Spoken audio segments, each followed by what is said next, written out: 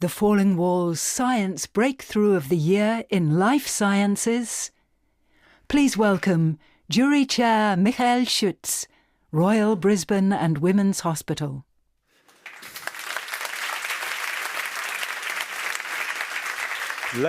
Ladies and gentlemen, imagine unlocking a secret which is hidden in every woman's body. So fast, so elusive, and it was so far truly never been seen. Professor Melina Schuh, director at the Max Planck, has made it possible with a revolutionary live imaging platform that captures ovulation in real time at a cellular detail. Her discovery flips decades of textbook science on its head. Ovulation isn't just controlled by the ovary. It's a self-driven, multi-step cellular masterpiece. This breakthrough doesn't just deepen our understanding, it launches new possibility for fertility treatment, non-hormonal birth control, and tackling disorders of women's health. Let's welcome Melina Schuh on stage, presenting 2025 Breakthrough of Life Science, and a visionary leader breaking the wall of invisible ovulation. Congratulations, Melina.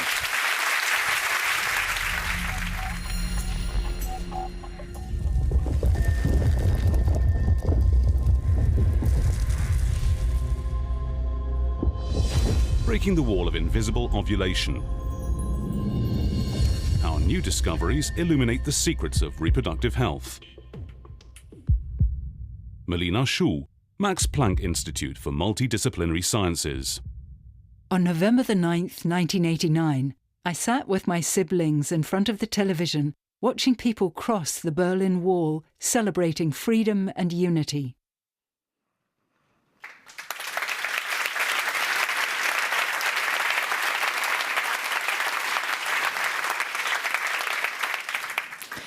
Yeah, thank you very much for the introduction. Ovulation is one of the most fundamental events in biology.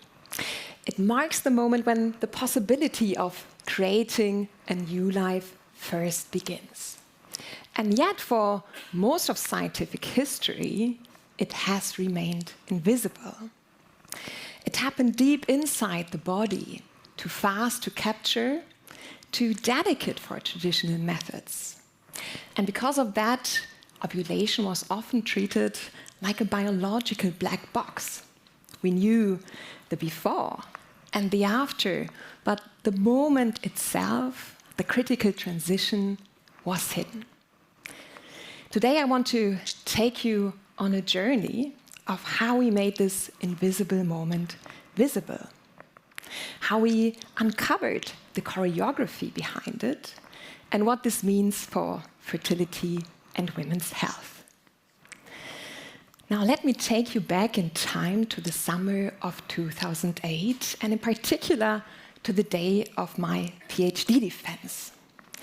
After my defense, an examiner came up to me and said, "Have you seen this amazing publication that has just come out?" And indeed, this publication was amazing because it contains something that nobody had seen before. The first ever photograph of human ovulation. And it had been captured completely by chance. During a surgical procedure on a woman's ovary, the surgeon looked at exactly the right time. Someone in the room grabbed a camera, and with this, finally, this hidden event had been revealed. And I still remember that I found this mesmerizing. You could suddenly see here the human follicle, this balloon-like structure, and emerging from it, a golden liquid, and this contains the egg. One of nature's most private moments had been exposed, almost as if inviting us to look closer. And this sparked a question in me: what if a single photograph can already reveal so much? What might happen if we could follow the entire process of ovulation from the very beginning to the end? At the time, I was a PhD student at EMBL, a research institute in Heidelberg, and I had just established methods to study isolated oocytes, or eggs, how they are also called, on the microscope. And I could follow inside them how the chromosomes are moving, how they are separated as the oocyte gets ready for fertilization. And that was extremely exciting at the time. And I was then wondering if we can look at this with so much clarity. Maybe one day we can study ovulation as well, see how the egg prepares, how it moves, and how the follicle then transforms to release the egg. At the time, this seemed impossible. But sometimes impossible ideas stay with you quietly until the right moment arrives. Now, years later, in my own lab at the Max Planck Institute, this idea came back to me with new urgency.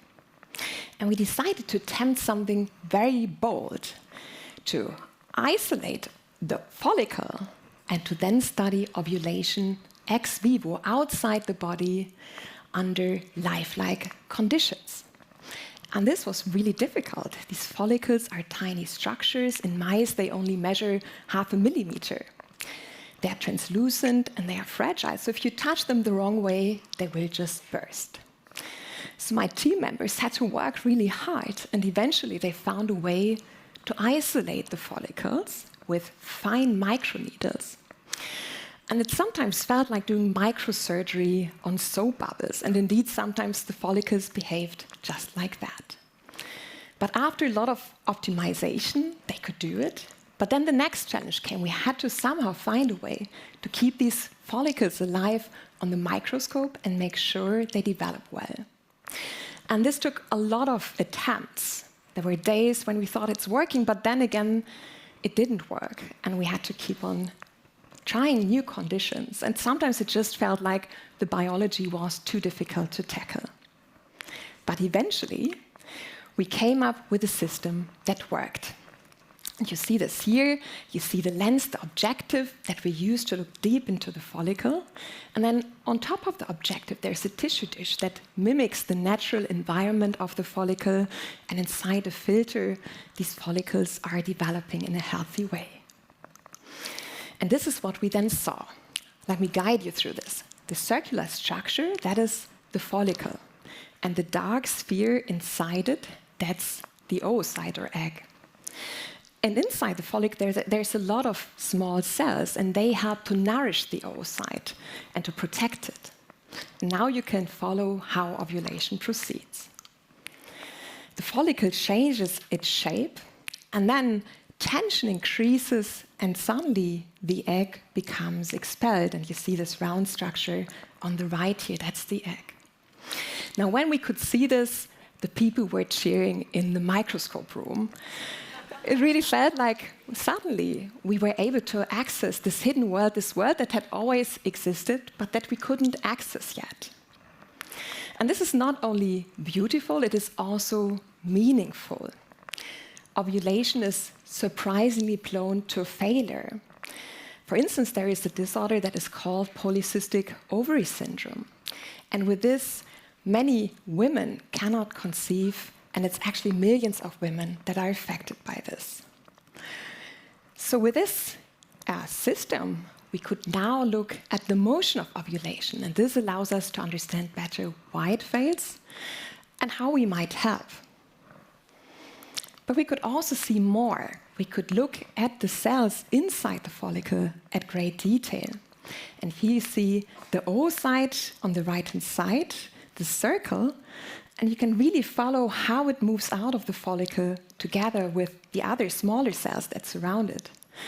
And if you look really closely into the circle itself, then you see pink structures. These are the chromosomes that are inside the oocyte, and they're getting ready for fertilization.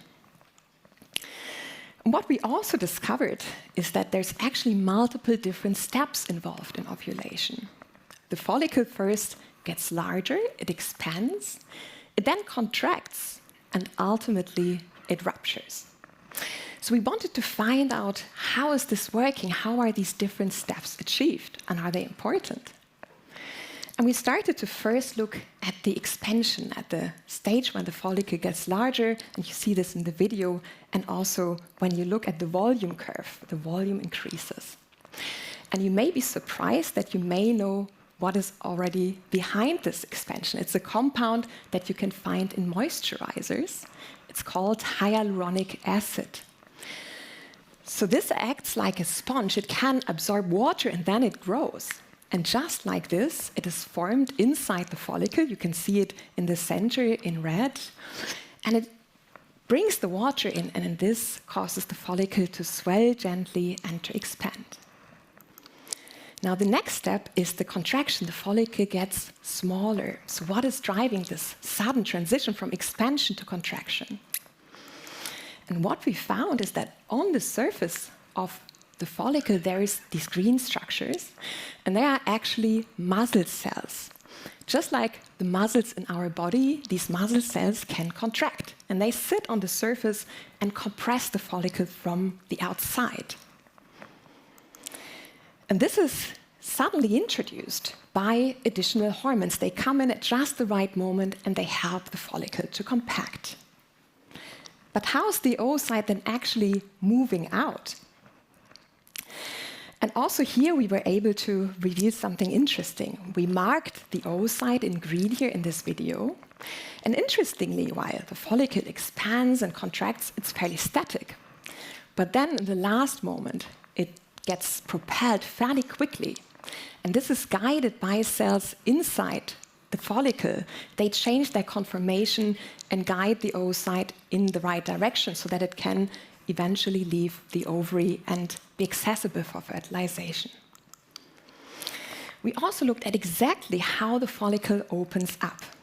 And what we notice when you look at this site that is about to rupture is that in the very first step, a liquid comes out, and this liquid has been marked here in red.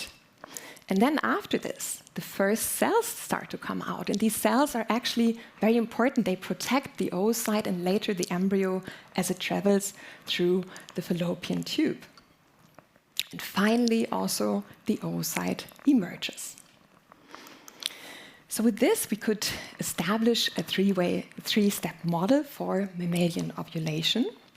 First, the follicle expands, and this is driven by hyaluronic acid and an influx of water into the follicle. And then it contracts from the surface through the muscle cells, and this increases the pressure inside the follicle. But the follicle is not just bursting on the surface, but there is a very specific site that gets weakened. And in this way, the pressure is then released at the specific site, which is going to become the rupture site where the egg is going to emerge. So ovulation is no longer just a drawing by an artist, but we know how it works at the cellular level, and we can follow the full ovulation process live. We notice that it's a three-step process, and every single step of this process is essential. If anyone fails, ovulation does not occur, and that provides a framework for understanding ovulation disorders, such as polycystic ovary syndrome. And indeed, by imaging and manipulating the follicle outside on the microscope, we can now study the mechanism of ovulation and also why sometimes it fails. And what is also remarkable is that we can not only culture the follicle, you can also culture other tissues, even entire organs, in the same way as we did it for the follicles. For instance, we can put complete ovaries onto the filters and follow them for 5 days. And this allows us to look at steps of reproduction that were previously inaccessible. And it opens a new window to understanding fertility and women's health. Finally, I would like to thank Chris Thomas and Tabea Marks. They were instrumental in moving this project forward. I would also like to thank all the other members from my lab whose work has formed the foundation for this breakthrough. I would like to thank my institute, the Max Planck Institute for Multidisciplinary Sciences, and Göttingen University that I'm affiliated with, and also all our collaboration partners who've made this work possible over the years. Thank you for your attention.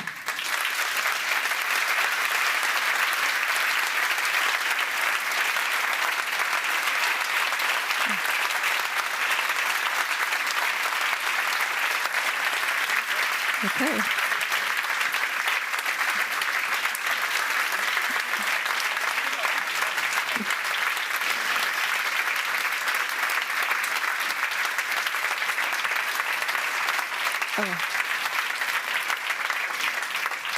That's very kind. I hope you're up for more. This is not the end.